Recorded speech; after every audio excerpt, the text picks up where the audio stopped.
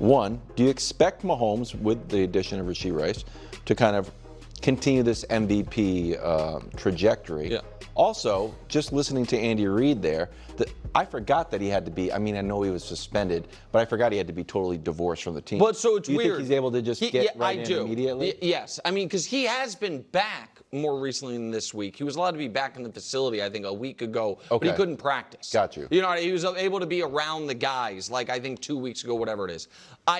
So he here's can't throw afterwards. Right, I don't think you can do. I don't want to be wrong on this.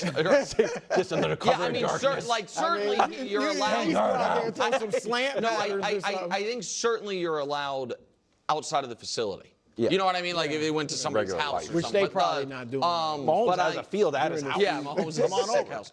All right, so I want to. If you think, I want to say this on the front end. Rashee Rice is not a returning hero.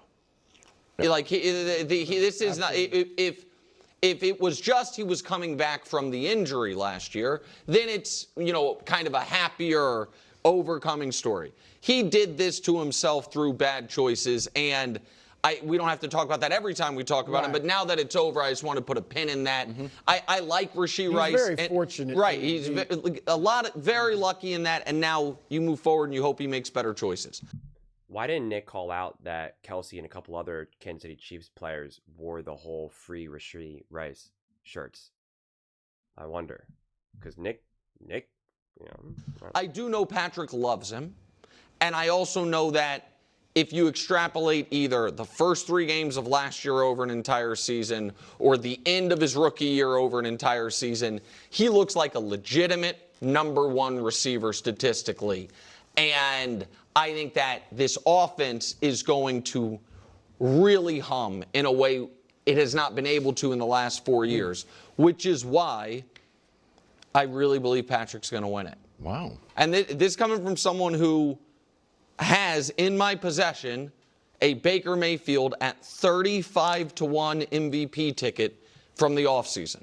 Because I picked the Bucs to be the 1 seed, so I said I think Baker could win MVP. I talked about it probably more on the pod than on here.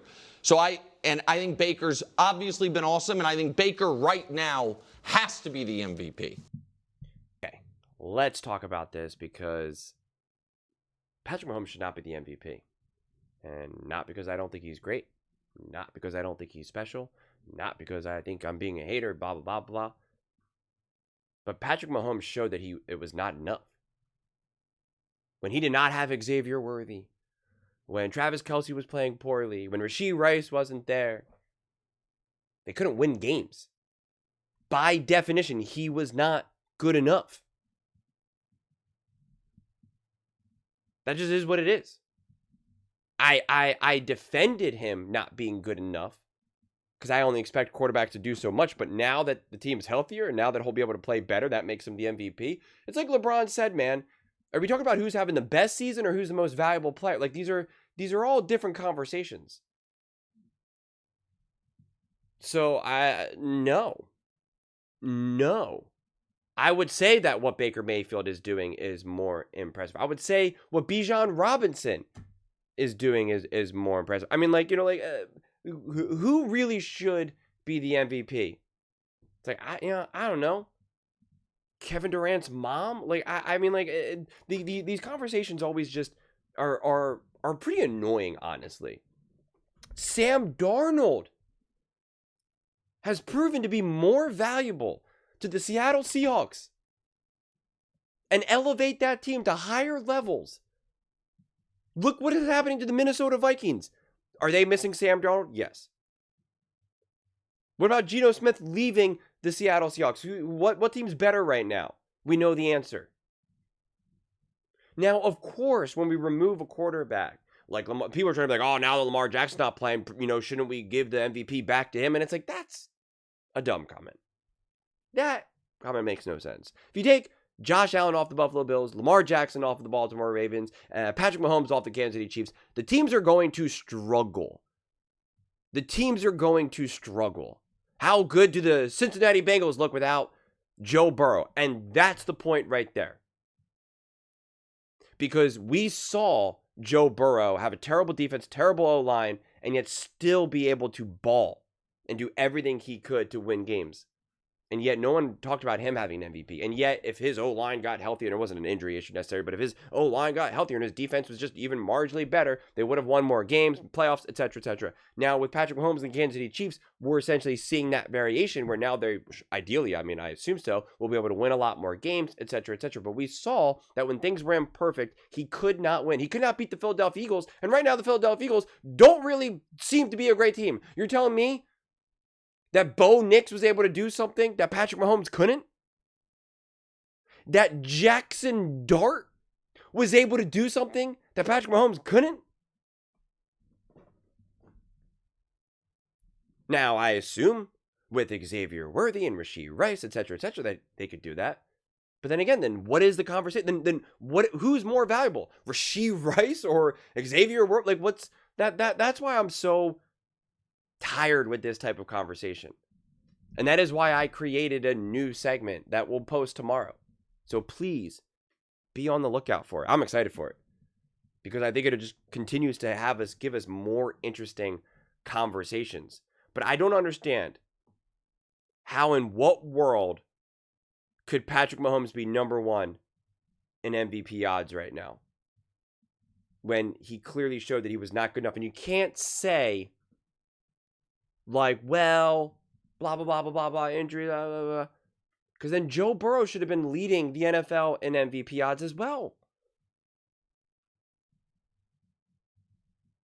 So it just doesn't make any sense to me. Okay? Because even when we look at wins now too, and quarterbacks who have a better record, have better stats. Sam Darnold, better record, better stats. Baker Mayfield, better record, better stats. Drake May, better record, better stats. So so then what is it? Like, that's what I'm trying to grasp. Please have a real honest conversation about it and don't just jump, you hate Mahomes, you hate Mahomes. That's not the conversation that's being had right now at all. None, zero. So just get over it. But it just if it's not stats, and again, I'm not saying that Drake May is better than Patrick Mahomes, because that's what I'm trying to emphasize. It's not a matter of who's better. But if it's not a statistical argument, then what about a winning argument? And I don't know who's out here saying that the New England Patriots have a stacked team. No one had Sam Darnold and the Seattle Seahawks as a top 3 team in the NFL going into this season. Nobody. Sam Darnold was seen as such a throwaway player where they're like, yeah, we can get rid of him. Minnesota Vikings, we'll take a first-year starter. So again, don't give me that narrative. And of course, obviously with all the injuries with the Tampa Bay Buccaneers. So Daniel Jones, that's another perfect example. Daniel Jones, better record, better stats.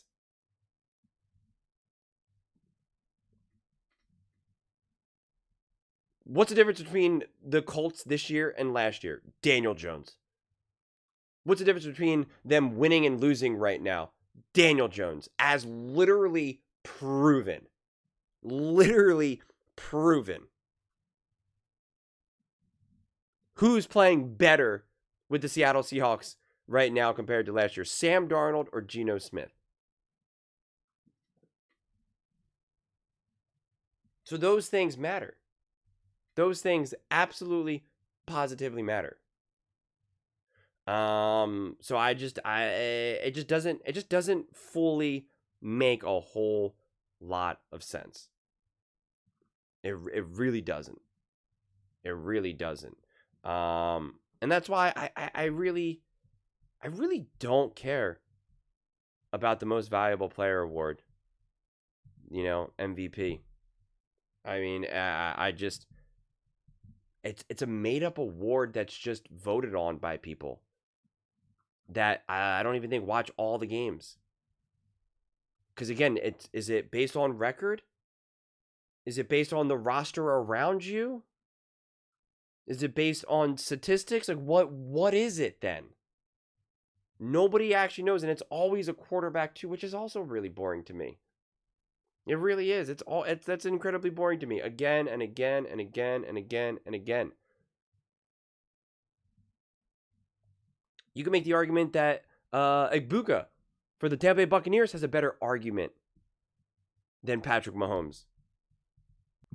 You can make the argument Puka Nacua. Puka Nacua has 11 contested targets, 8 of them catches. Igbuka, 6 out of 14 for contested. Jackson Smith-Njigba, 6 out of 10. George Pickens, 9 out of 14. I mean, these receivers have been balling. Jackson Smith-Njigba, 77.8% reception percentage. Puka Nacua, 84.4%. George Pickens, 6 touchdowns. Igbuka, 5 touchdowns.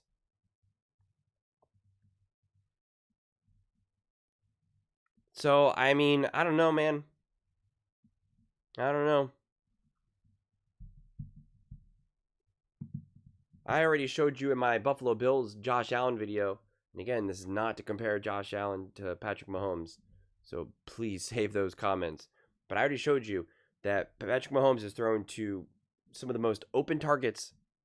10% of his top 3 receivers. Only 10% of the passes are contested. And top in the NFL in yards after catch. Over double yards after catch and double contested target rate from Patrick Mahomes to Josh Allen. So I think we need to have a better conversation and better criteria for what makes an MVP. That's what I think we should. I also do not think there's so much that I want to say, but I'm just not. I wonder if you guys will.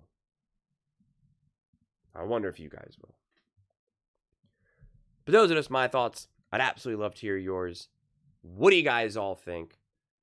Do you expect Patrick Mahomes to win the MVP? Should he win the MVP? Has he been the MVP?